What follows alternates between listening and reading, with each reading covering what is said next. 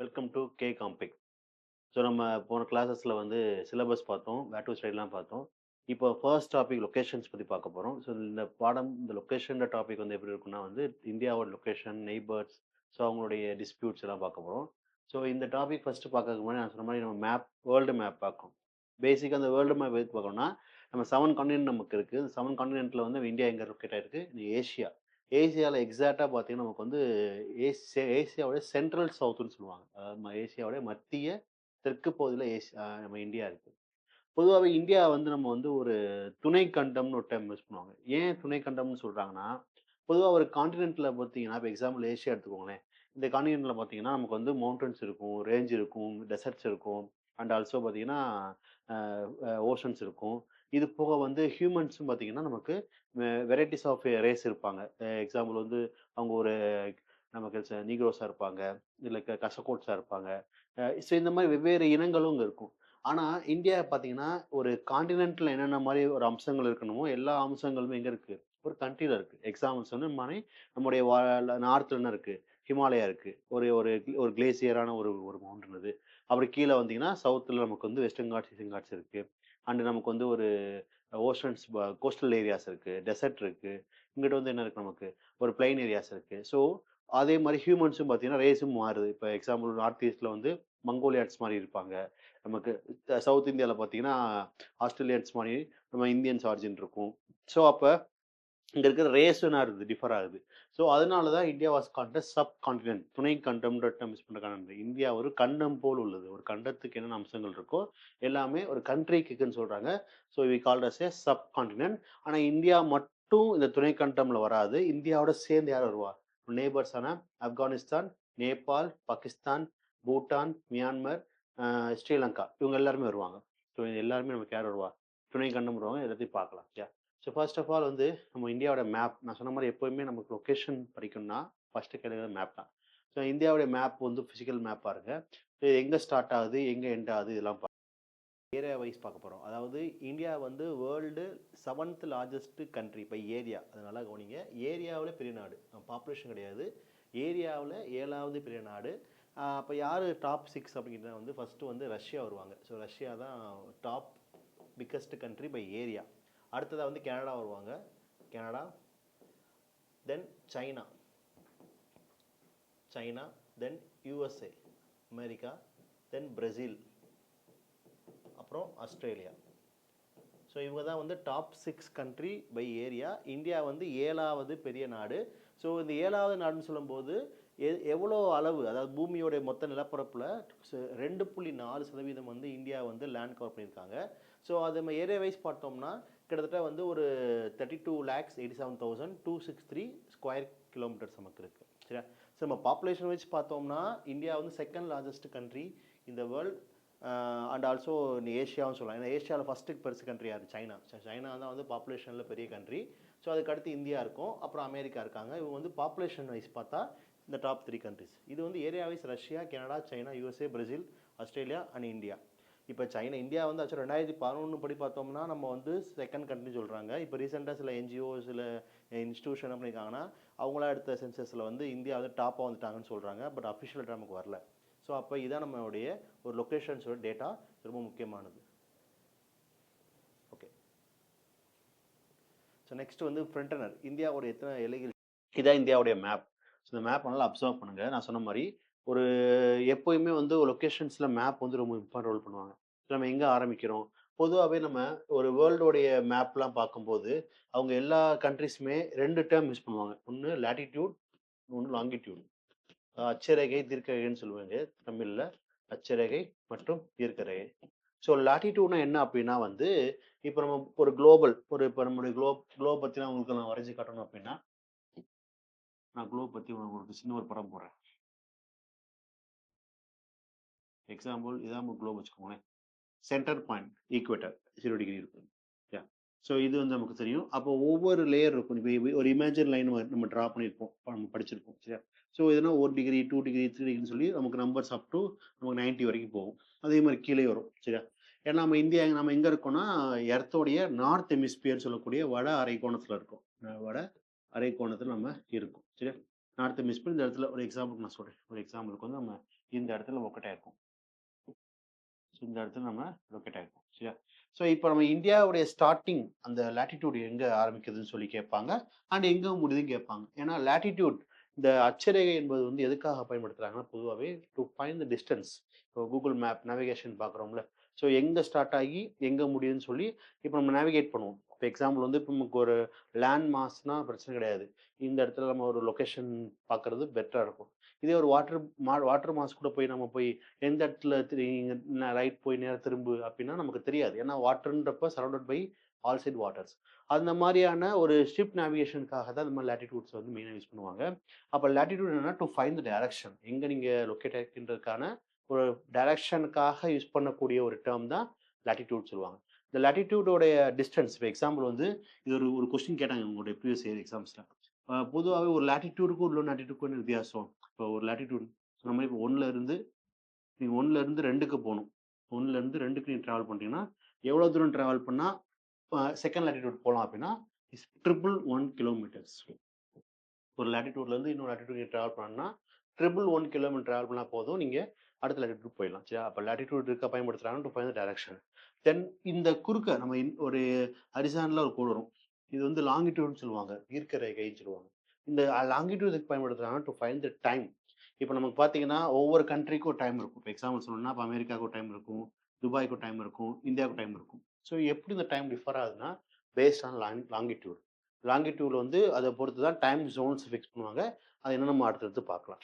இப்போ ஒரு லாங்கிட்யூடுக்கும் லாங்கிட்யூடுக்கு இடையே வந்து எவ்வளோ டைம் டிஃபர் ஆகுதுன்னா 4 மினிட்ஸ் 4 நிமிஷம் வித்தியாசப்படும். ஒரு லாங்கிட்யூடுக்கும் இன்னொரு லாங்கிட்யூடுக்கு இடையே வந்து 4 நிமிடங்கள் வித்தியாசப்படும். இப்போ எக்ஸாம்பிள் வந்து இப்போ இப்போ பாகிஸ்தானில் வந்து ஒரு டைம் இருக்குன்னா நமக்கும் அவங்களுக்கும் ஒரு ½ அன் ஹவர் வித்தியாசம் இருக்கும். ஏன்னா லாங்கிட்யூடோட டிஃப்ரென்ஸ் தான் இது எல்லாமே. ஓகேவா? சரி, ஓகே. ஸோ தென் அப்போ நான் சொன்ன மாதிரி இந்த லேட்டிடியூட் வந்து எங்கே ஸ்டார்ட் ஆகுது இந்தியாவுக்கு பார்த்தீங்கன்னா, ஃபர்ஸ்ட் நமக்கு எங்கே ஸ்டார்ட் ஆகுது? நம்முடைய கன்னியாகுமரி. கன்னியாகுமரி நமக்கு வந்து ஒரு ஸ்டார்ட்டிங் ஜோன். நம்ம துவங்கும் இடம் கன்னியாகுமரி. தென் எங்கே முடியுது? ஜம்மு காஷ்மீரில் முடியுது. ஜம்மு காஷ்மீரில் முடியுது. ஸோ வேல்யூ பார்த்தீங்கன்னா 8 டிகிரி 4 மினிட்ஸ் நார்த். நல்லா கவனிங்க. உங்க ஆப்ஷன்ஸஸ் என்ன பண்ணுவாங்கன்னா 8 டிகிரி 4 மினிட்ஸ் கொடுத்து இங்கே எஸ்ன்னு கொடுத்துருவாங்க. எஸ்ன்னு கொடுத்தா அது சவுத் ஹெமிஸ்பியரை குறிக்கும். ஏன்னா நான் சொன்ன மாதிரி இதே வேல்யூவேஷன் கீழே இருக்கும். 0 டிகிரிக்கு கீழேயுமே இருக்கும். அதனால வந்து உங்களுக்கு கன்ஃபியூஸ் பண்ணுறதுக்காக இப்போ 8 டிகிரி 4 மினிட்ஸ் என் என்ன்ற ஆப்ஷன் தான் கரெக்ட். ஏன்னா என்னது அது நார்த்தை குறிக்கும். இதே டிகிரி வந்து கீழே இருக்கும். நான் சொன்ன 0 டிகிரி கீழே அப்படின்னா 1 2 3 இருக்கும். இப்போ இங்கே 1 டிகிரி எஸ் 2 டிகிரி எஸ் இருக்கும். அப்போ என்ன மீன்னா சவுத் ஹெமிஸ்பியர் அது மென்ஷன் பண்ணும். ஓகேவா? ஸோ அப்போ இது ஃப்ரம் சவுத் டு நார்த் வந்து நம்மளுடைய டிகிரி என்னது ஸ்டார்டிங் வித் 8.4 எண்டிங் வித் 37.6.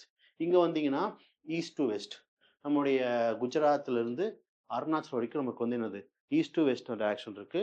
அது எங்கே ஸ்டார்ட் ஆகுதுன்னா இது லாங்கிடியூட். நான் சொன்ன மாதிரி இந்த டைம் ஜோன் யூஸ் பண்ணுவாங்க.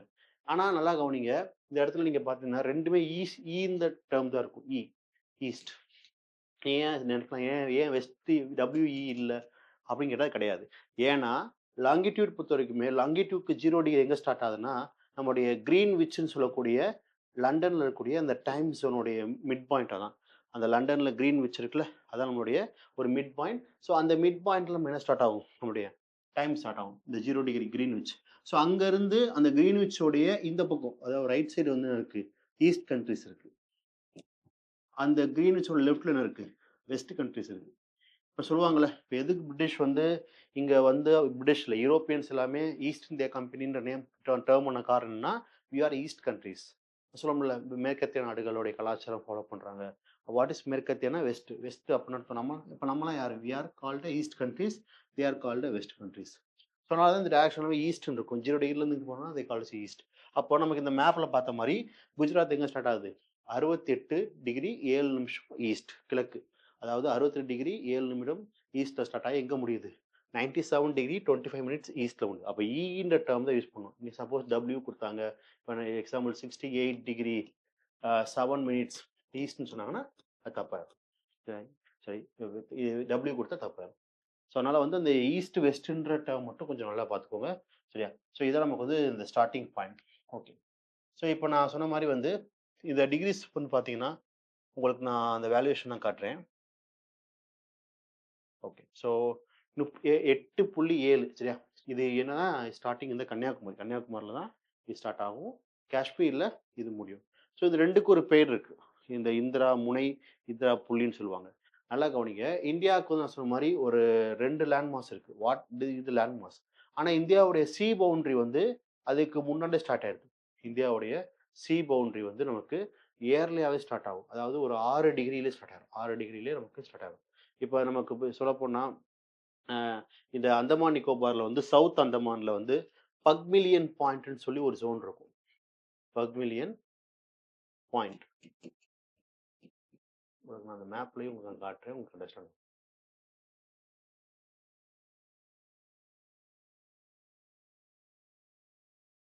ஓகே. இருக்குல்ல. இதுக்கு பேர் தான் இந்த பக்மிலியன் பாயிண்ட்.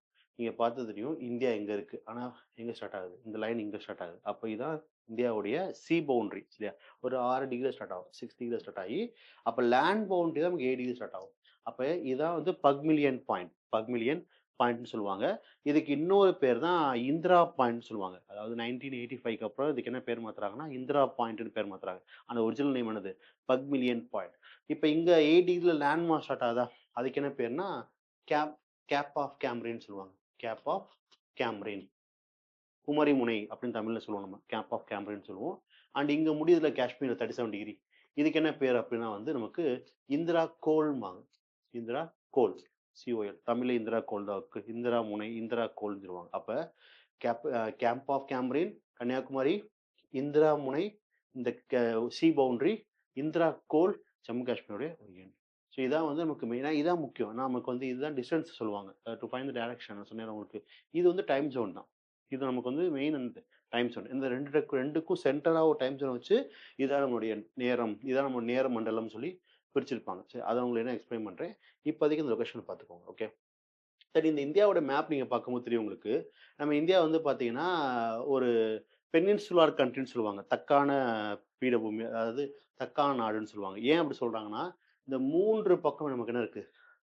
நமக்கு வந்து கோஸ்டல் இருக்கு. அதாவது இந்தியாவுடைய பாதி போர்ஷன் வந்து கோஸ்டல் ஏரியா, மீதி போர்ஷன் என்னது? நமக்கு வந்து ஒரு லேண்ட் லாக் ஏரியான்னு சொல்லுவாங்க. இந்த இடத்துல நமக்கு அரேபியன் சி இருக்கு. இந்த பக்கம் இந்தியன் ஓஷன் இருக்கு. இந்த பக்கம் பே ஆஃப் பெங்கால் இருக்கும். இந்த கீழ இருக்கும். இந்தியன் ஓஷன் இருக்கும். 3 side water. 3 side water. It's called peninsular. 3 பக்கங்களால் நீர் சூழப்பட்ட பகுதி என்னது? தக்கான பூமின்னு சொல்லுவாங்க. சரியா? அவங்க தக்கான பூமின்னு சொல்லுவாங்க. அரேபியன் சி, இங்கிட்டு பே ஆஃப் பெங்கால், கீழ இந்தியன் ஓஷன். அண்ட் இந்தியாவ பார்த்தீங்கன்னா, எக்ஸாக்ட்டா ஒரு லைன் பிரிக்கும் இந்த மாரி. இந்த மாரி ஒரு கோடு பிரிக்கும். இந்தியா வந்து இந்த மாரி ஒரு லைன் பிரிக்கும். இதுக்கு என்ன பேர் சொல்லுவாங்கன்னா, ட்ராபிக் ஆஃப் கேன்சர். நமக்கு தெரியும் பூமியோட ஒரு அளவு வந்து சாய்ஞ்சு இருக்கும்பாங்க. டில்ட் ஆயிருக்கும். என்ன டிகிரி? 20 23 டிகிரி சாஞ்சிருக்கும். அதாவது 23 டிகிரி ஆஃப் டிகிரி நமக்கு சாஞ்சிருக்கும். டில்ட்டா இருக்கும். ஏன் அப்படி சாஞ்சிருக்குன்னா, அந்த ஏன்னா நேரா இருந்துச்சுன்னா, சூரியனுடைய ஒளி வந்து ஒரு பக்கம் ஃபுல்லா படும், ஒரு பக்கம் இருட்டா இருக்கும். இது டில்ட்டானால தான் அந்த டிராபிக்கல் ஜோன்க்குள்ள மட்டும் தான் சன்ஃபால் அதிகமா இருக்கும். இது மேல வந்து டிராபிக் ஆஃப் கேன்சர், சவுத்ல வந்து டிராபிக் ஆஃப் கேப்ரிகான்னு சொல்லுவாங்க. இப்ப இந்தியா வந்து எக்ஸாக்ட்டா எது பிரிக்குதுன்னா, அந்த டிராபிக் ஆஃப் கேன்சர் பிரிக்குது. அந்த கடகரேகைன்னு சொல்லக்கூடிய டிராபிக் ஆஃப் கேன்சர் பிரிக்குது. அப்ப இந்தியாவுடைய மேல் பகுதி எப்படி இருக்கு நமக்கு வந்து சப் டிராபிக்கல் ஜோன் சொல்லுவாங்க. வாட் சப் டிராபிக்கல்னா வந்து மித வெப்பமண்டலம்னு நமக்கு டெர்ம் பண்ணுவாங்க. It's called subtropical zone. Subtropical zone. கீழ இருக்கிறது என்ன ஒரு டிராபிக்கல் ஜோன் வெப்பமண்டலம். இப்ப கம்பேரிட்டிவா பார்த்தீங்கன்னா, கிளைமேட்டிக் நமக்கு நம்மளுடைய வெதர் கண்டிஷன் பார்த்தீங்கன்னா, இங்க அதிகமா வார்மா இருக்கும். இங்க கொஞ்சம் கோல்டா இருக்கும். அதனால தான் நமக்கு வந்து வீட் புரொடக்ஷன் இங்க இருக்காது. ஏன்னா பொதுவா கோதுமை என்பது பார்த்தீங்கன்னா வந்து நமக்கு வந்து ஒரு ஒரு சப் டிராபிக்கல் கிராப். அது வந்து டெம்பரேச்சர் பார்த்தீங்கன்னா, பிலோ 20 தான் இருக்கும். அதுக்கு மேல போச்சுன்னா இருக்காது. அதோடைய டெம்பரேச்சர் நமக்கு வந்து ரொம்ப அதிகமாச்சுன்னா, அந்த கிராப் முளைக்காது. ஸோ, அதனால தான் வந்து வீட்ட வந்து சவுத் இந்தியால வந்து அந்த ஈல்டு பண்ண மாட்டாங்க. நார்த்ல அதிகமா ஈல்டு பண்ண காரணம் என்ன? ஏன்னா, அது வந்து சப் டிராபிக்கல் கிராப். அப்ப இந்த இந்த டிராபிக் ஆஃப் கேன்சர் வந்து இந்தியாவுடைய 9 ஸ்டேட்ஸ வந்து இந்த கோடு கடந்து போகுது. அதாவது நமக்கு வந்து இந்த கோடு விசிபிளா இருக்காது. சும்மா வந்து நம்ம வந்து ஒரு அந்த டில்டானால we use the term as tropic of cancer. இந்த டிராபிக் ஆஃப் கேன்சர் இந்தியாவுடைய இந்த 9 மாநிலங்கள் குஜராத், ராஜஸ்தான், மத்திய பிரதேஷ், சத்தீஸ்கர், ஜார்க்கண்ட், வெஸ்ட் பெங்கால், திரிபுரா, மிசோரம் இந்த 9 ஸ்டேட்ஸ அந்த லைன் கடந்து போகும். ஸோ இதில ஒரு கொஸ்டின்ல கேட்டிருந்தாங்க. இதை which are the following state is not passes the tropic of cancer அப்படின்னு கேட்டாங்க. எந்த மாநிலங்கள் வந்து இந்த எல்லையை கடக்காம தவறானது எது? அந்த மாதிரிலாம் உங்களுக்கு டிஎன்பிஎஸ்சி கொஸ்டின்ஸ் கேட்டிருக்காங்க. ஸோ அப்போ 9 ஸ்டேட்ஸ் வந்து இந்த ஸ்டேட்ஸோடைய பார்டர்ஸ அந்த லைன் கடந்து போகுது. இது ஒரு முக்கியமானது. அப்புறம் நான் சொன்ன மாரி இதெல்லாம் உங்களுக்கு மேப் பார்த்தா அண்டர்ஸ்டாண்ட் ஆகும். நமக்கு வந்து வெறும வெறும இத வந்து இந்த இத நீங்க பார்த்தீங்கன்னா உங்களுக்கு ஒண்ணும் புரியாது. நமக்கு வந்து ஒரு மேப் பார்க்கும்போது தான் உங்களுக்கு அண்டர்ஸ்டாண்டபிளா இருக்கும். ஓகே. இப்ப இதுல வேற என்ன கேள்வி கேட்கலாம் அப்படின்னு பார்த்தீங்கன்னா வந்து, எத்தன ஸ்டேட்ஸ் வந்து இந்தியாவுடைய கோஸ்டல் அமைஞ்சிருக்குன்னு கேட்டிருக்காங்க. இப்ப நமக்கு வந்து இருக்கிறதுலயே ஹையஸ்ட் கோஸ்டல் பவுண்டரி யார் அப்படின்னா குஜராத் தான். அவங்க தான் வந்து அதிகமான கடல் எல்லை கொண்ட ஒரு மாநிலம். அப்போ குஜராத் வந்து ஃபர்ஸ்ட் ஸ்டேட்டா? Gujarat, Maharashtra, Goa, Karnataka, Kerala, Tamil Nadu, Andhra Pradesh, Odisha and west Bengal. So கிட்டத்தட்ட ஒரு 9 ஸ்டேட்ஸ் என்ன பண்றாங்க? நம்முடைய இந்த கடல் எல்லைய பகிர்றாங்க. கடல் எல்லைய பகிர்றாங்க. ஓகேவா? ஸோ அப்ப இதுல யாரு மோஸ்ட்னா குஜராத் பகிர்றாங்க. 2ண்ட் வந்து நமக்கு ஆந்திரா. சம்டைம் புக்ல வந்து தமிழ்நாடு குடுத்திருப்பாங்க. ஆனா ஆந்திரா தான் அதிகமா ஷேர் பண்றான். 2ண்ட் லார்ஜஸ்ட் டிஸ்ட்ரிபியூட்டர்னா ஆந்திரா, 3ர்ட் தமிழ்நாடு. தமிழ்நாடு வந்து அதிகமான எல்லை பெயரக்கூடிய ஒரு மாநிலம். கிட்டத்தட்ட ஒரு 9 மாநிலங்கள் இந்த எல்லைய பகிர்றாங்க. ஸோ இத கொஞ்சம் முக்கியமா இதையும் நோட் பண்ணிக்கோங்க. ஏன்னா நான் சொன்ன மாரி வந்து இது வந்து ஒரு பெனின்சுலார் கண்ட்ரின்னு சொன்னேன்ல. அதுக்கு என்ன காரணம்னா, இதான் காரணம். அப்ப இந்தியாவுடைய ஒரு லேண்ட் சர்ஃபேஸ் தான். நான் சொன்னேன் இந்தியாவுக்கு வந்து சி பவுண்டரி இருக்கு. ஏன்னா நம்ம சி பவுண்டரி யார் இருக்காங்கன்னா வந்து இந்த லட்சத்தீவும், அந்தமானும் நமக்கு இங்க இருக்கு. இதெல்லாம் சேர்த்தோம்னா நமக்கு வந்து இன்னும் அது அடிஷனலா வரும். ஏன்னா இந்த 2 மட்டும் சேர்த்து கிட்டத்தட்ட இந்தியாவுக்கு சொந்தமா சொந்தமா பார்த்தீங்கன்னா ஒரு 1197 அதாவது 1197 ஐலேண்ட்ஸ் நமக்கு இருக்கு. அதாவது வாட் இஸ் ஐலேண்ட்னா குரூப் ஆஃப் நியரஸ்ட் ஒரு மவுண்ட் ரேஞ்சஸ் தான் ஐலேண்ட். இப்ப சில பேர் என்ன சொல்லுவாங்கன்னா, there is a controversy theory. இந்த என்ன சொல்றது? இந்த ஹிமாலயாவோட கன்டினியூஷன் வந்து ம இன் பே ஆஃப் பெங்காலுக்கு அடிப்புறமும் இருக்குன்னு சொல்லி, அதோடைய வெளிப்பாடு தான் இந்த பேரியன் ஐலேண்ட் இருக்குல்ல, ஆக்டிவ் வல்கனோ நமக்கு இருக்குல்ல இந்தியால. ஸோ அதெல்லாம் வந்து இந்த ஹிமாலயாவோட கன்டினியூஷன் தான் அப்படின்னு சொல்லி நிறைய கான்ஸ்பிரசி இருக்கு. அது உண்மையான்னு தெரியல. நெறைய பேரு அத ப்ரூஃபா சொல்றாங்க. நெறைய பேர் வந்து அது இருக்கலான்ற ஒரு ஒப்பீனியனா சொல்றாங்க. ஸோ இதான் வந்து ஒரு பேசிக்கா நம்ம மேப்போடைய ஒரு டிஸ்கிரிப்ஷன். ஓகேவா?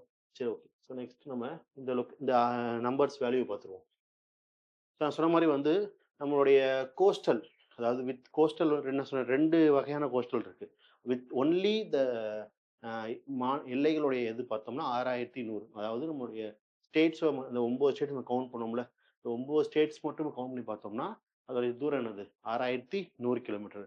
அந்த ஐலேண்ட் அந்த 2 ஐலேண்டையும் சேர்த்து நம்ம கால்குலேட் பண்ணோம்னா, 7516 சரியா? அதாவது வித்தவுட் ஐலேண்ட் வந்து 6200 வித் ஐலேண்ட் வந்து 7516 கிலோமீட்டர். ஸோ இந்த 2 வேல்யூவேஷனும் கொஞ்சம் இந்த ஸ்டாட்டிக் ஞாபகம் வச்சுக்கோங்க. அண்ட் நமக்கு நெய்பர் இந்த கோஸ்டல் நெய்பர் யார் இருக்காங்கன்னா, நமக்கு வந்து பே ஆஃப் பெங்கால் பக்கம் ஸ்ரீலங்கா இருக்கு. இந்த பக்கம் மால்தீவ் இருக்காங்க. ஸோ இது வந்து நமக்கு வந்து அது ஒரு முக்கியமான ஒரு பாயிண்ட். ஏன்னா நமக்கு இந்தியா இன்னொரு முக்கியமான ஒரு ஒரு கன்டென்ட் உங்களுக்கு சொல்றேன். இப்ப பொதுவாவே நமக்கு வந்து இந்தியா பார்த்தீங்கன்னா, நெறைய கண்ட்ரீஸ் கூட பவுண்டரி ஷேர் பண்றோம். International boundary. இப்ப இது இன்டர்நேஷனல் பவுண்டரி. இது ஃபுல்லாமே என்னது? நம்ம நெய்பர் கண்ட்ரீஸ் நெறைய பேர் நமக்கு இருக்காங்க. அப்ப இது என்ன பேருனா இன்டர்நேஷனல் பவுண்டரி. ஈவன் தோ கடலும் என்னது? ஒரு இன்டர்நேஷனல் பவுண்டரி தான். கடலும் ஒரு இன்டர்நேஷனல் பவுண்டரி தான். இப்ப என்ன உங்களுக்கு கேள்வி ஒரு டைம் கேட்டாங்கன்னா, உங்களுக்கு கேட்கல. ஒரு சில எக்ஸாம்ஸ் கேட்டுருக்காங்க. இன்டர்லாக்டு ஸ்டேட்ஸ் யாரு? அதாவது எந்த கண்ட்ரி எந்த இன்டர்நேஷனல் பவுண்டரிக்குள்ளேயும் வராதவங்க யார் யாருன்னு பார்த்தீங்கன்னா, இந்த மேப் பார்த்தா தெரியும் உங்களுக்கு. இப்ப மத்திய பிரதேஷ் பாருங்க. எந்த ஒரு இன்டர்நேஷனல் பவுண்டரிக்குள்ளேயும் அவங்க வரவே இல்ல. ஒரு சி பவுண்டரிலயும் வரல. ஒரு மத்த கண்ட்ரி கூடயும் வரல. அப்ப இது வந்து ஒரு இன்டர்லாக்டு பவுண்டரி. வேற யார் சொல்லலாம்? ஹரியானா. ஸோ ஹரியானா இருக்குல்ல. ஸோ ஹரியானாவும் என்னது? ஒரு இன்டர்லாக் பவுண்டரி தான். ஹரியானா நமக்கு வந்து பார்த்தீங்கன்னா, பஞ்சாப், ஹரியானாங்க இருக்கும். ஸோ ஹரியானாவும் எந்த ஒரு ஸ்டேட் கூடயும் எல்லை பகிரவே இல்ல. Delhi. So Delhi union territory. ஆனா அதுவும் என்னது? இன்டர்லாக்டான ஒரு ஏரியா தான். இப்ப நீங்க உத்தரகாண்ட் வந்தா அவன் சைனா கூட ஷேர் பண்ணுவான் விட்டுருங்க. இப்ப ஹரியானா இதுவாங்க. வேற சத்தீஸ்கர். சத்தீஸ்கர் பார்த்து தெரியும் உங்களுக்கு. அவனும் என்னது? ஒரு இன்டர்நேஷனல் பவுண்டரிக்குள்ள வராத ஒரு மாநிலம். அப்புறம் யார் இருக்கா? தெலுங்கானா. ஸோ தெலுங்கானா என்னது? இன்டர்நேஷனல் பவுண்டரிக்குள்ள வராத ஒரு இன்டர்லாக்டு ஒரு ஸ்டேட் தான் தெலுங்கானா. தென் ஜார்க்கண்ட். ஸோ ஜார்க்கண்ட் அது. எந்த ஒரு மாநில எல்லைக்குள்ளேயுமே இன்டர்நேஷனல் பவுண்டரில வரல. அப்ப if some states Madhya Pradesh, Telangana, Chhattisgarh, Jharkhand, Delhi, Haryana. And Chandigarh also. Chandigarh Punjab ஒரு கேபிட்டல் தான். அது யூடியா கன்சிடர் பண்ணிக்கலாம். ஸோ அப்ப இவங்கலாம் யாருன்னா வந்து இந்தியாவோட எல்லை பகிராத மத்த சர்வதேச எல்லை கூட பகிராத மாநிலங்களா நம்ம இத பார்த்துக்கலாம். ஓகே உங்களுக்கு புரியுதா? ஸோ தென் அதுக்கப்புறம் வேற என்ன கொஸ்டின்ஸ் கேட்பாங்கன்னா, உங்களுடைய 10த் புக் அந்த பாக்ஸ் ஒண்ணு குடுத்திருப்பாங்க. அதாவது இந்தியாவுடைய வெஸ்ட் கோஸ்டல்ல அமைஞ்சிருக்கிற யூனியன் டெரிட்டரி யாரு? வெஸ்ட் கோஸ்டல் இப்ப இது வந்து ஈஸ்ட் அதானே? இது வந்து நமக்கு என்னது? கிழக்கு, இது மேற்கு. வெஸ்ட் கோஸ்டல்ல எந்தெந்த யூடிஸ்லாம் அமைஞ்சிருக்கு அப்படின்னு பார்த்தீங்கன்னா வந்து, என்னது ஃபர்ஸ்ட் பாருங்க. Tom and deo, Dadra Nagar.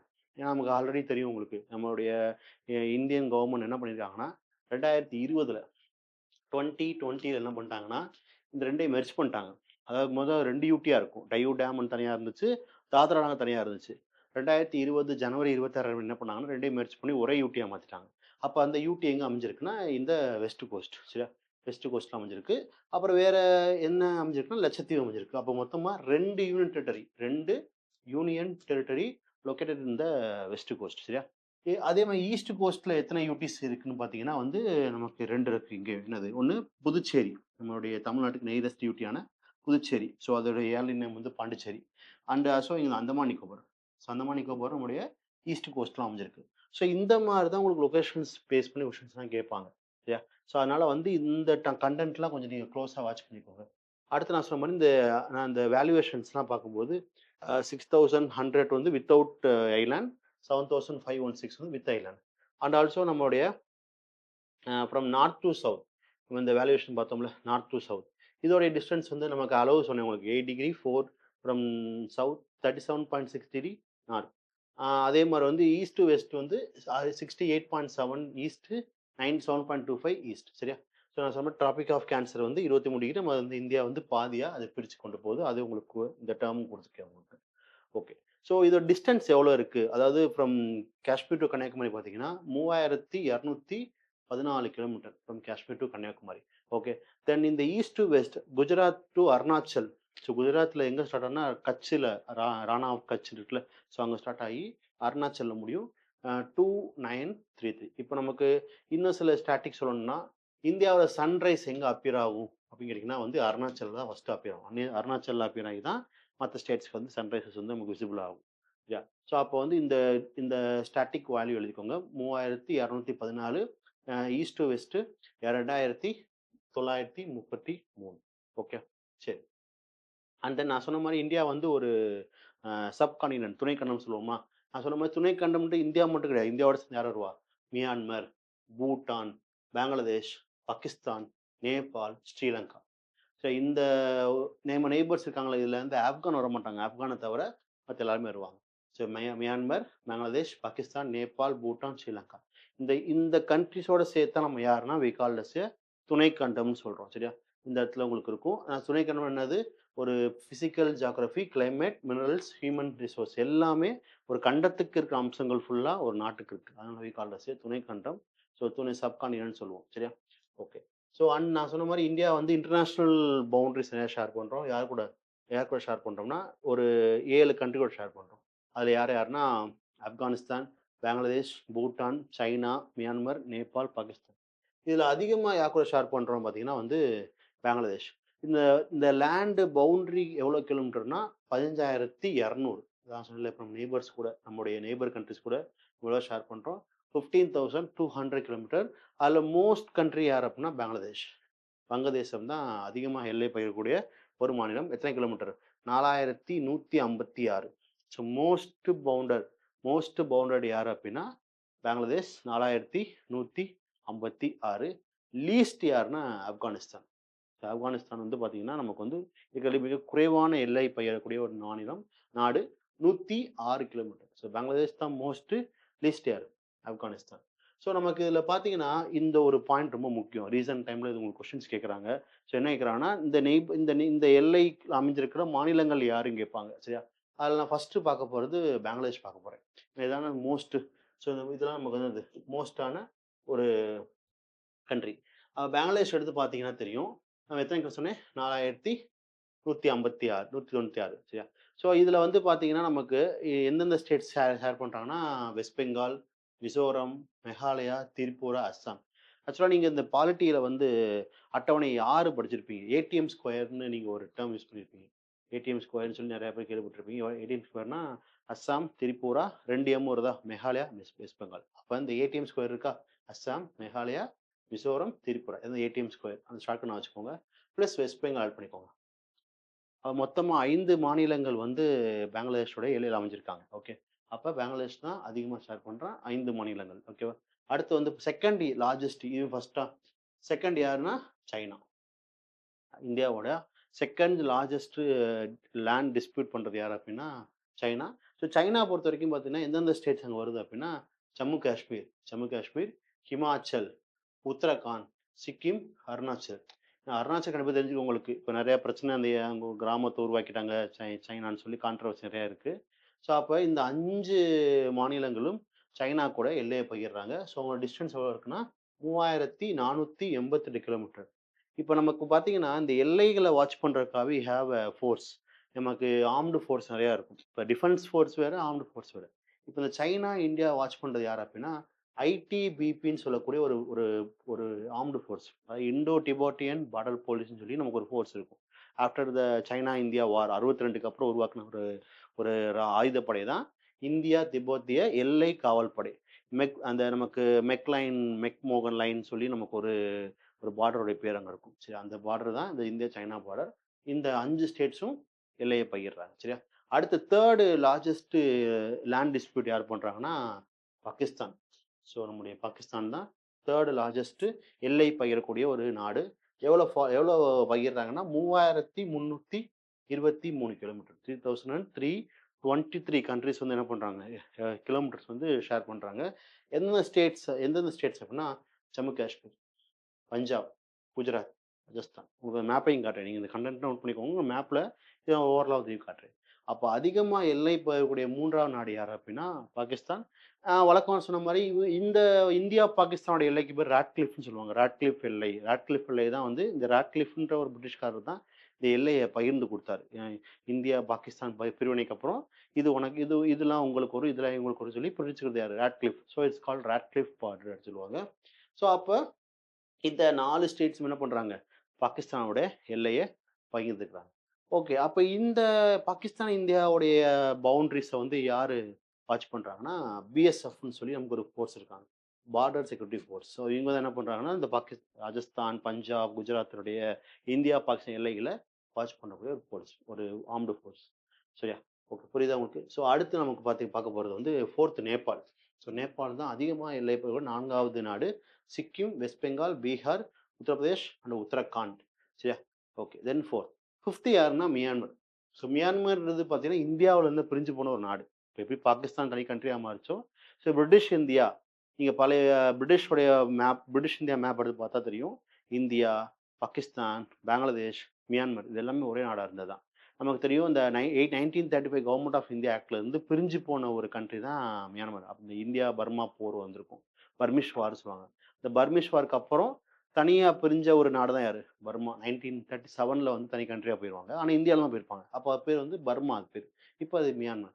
So அவங்க எந்தெந்த கண்ட்ரியோட எல்லை ஷேர் பண்றாங்கன்னா, ஸ்டேட்டோட Arunachal, Manipur, Mizoram, Nagaland. So total distance 1643 kilometres. Okay. Then 6த் கண்ட்ரி யாருன்னா பூட்டான். ஸோ பூட்டான் வந்து ஒரு கிங்டம். ஒரு சின்ன கிங்டம். அது இருக்கிறதுலே வந்து பார்த்தீங்கன்னா, ரொம்ப ஒரு சின்ன ஒரு நாடு.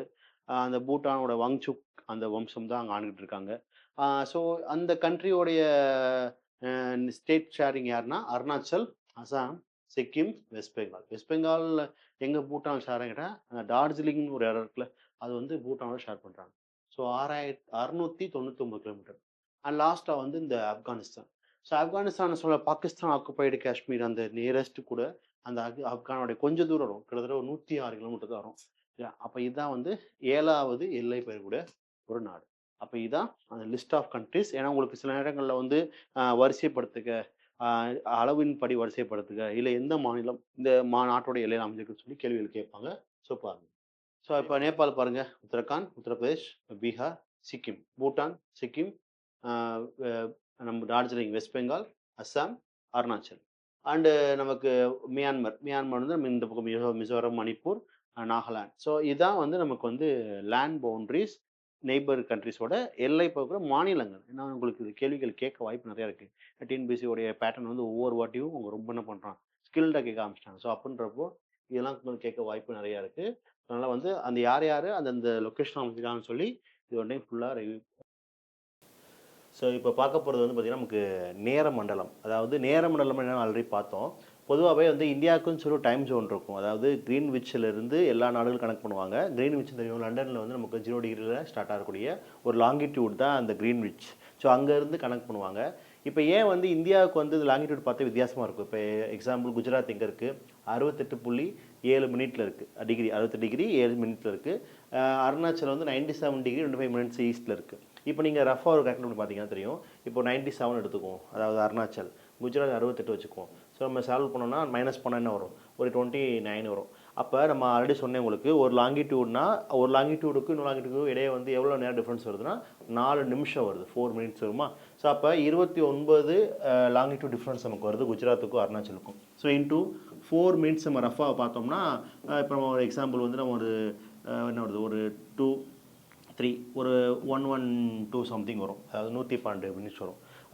ஒரு அரௌண்ட் ஒரு 2 ஹவர்ஸ் அதில் 1.25 மணி நேரம் அந்த மாதிரி கணக்கு வச்சுக்குவோம். ஸோ அப்போ இவ்வளோ மணி நேரம் வித்தியாசம் நமக்கு வருது. சாரி 6 வரும்.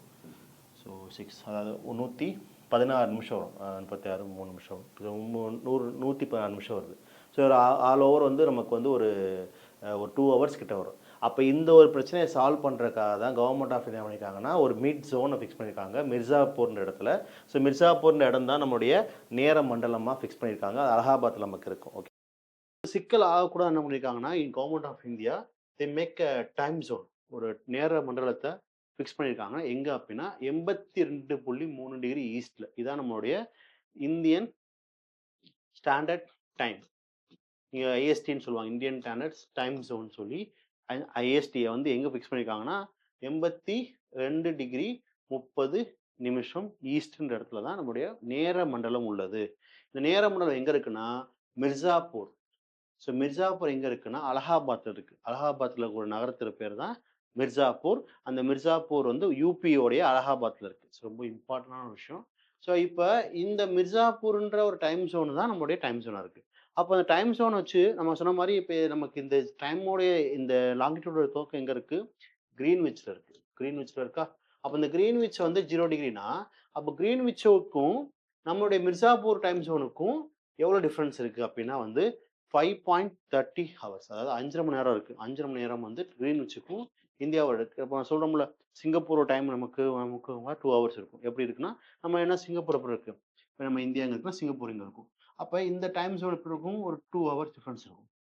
இது ஏன் அப்படின்னா அதே மாதிரி அப்போ கிரீன்விச்சுக்கும் இந்தியாவுக்கும் எவ்வளோ டைம் டிஃப்ரென்ஸ் இருக்குன்னா 530 ஹவர்ஸ்.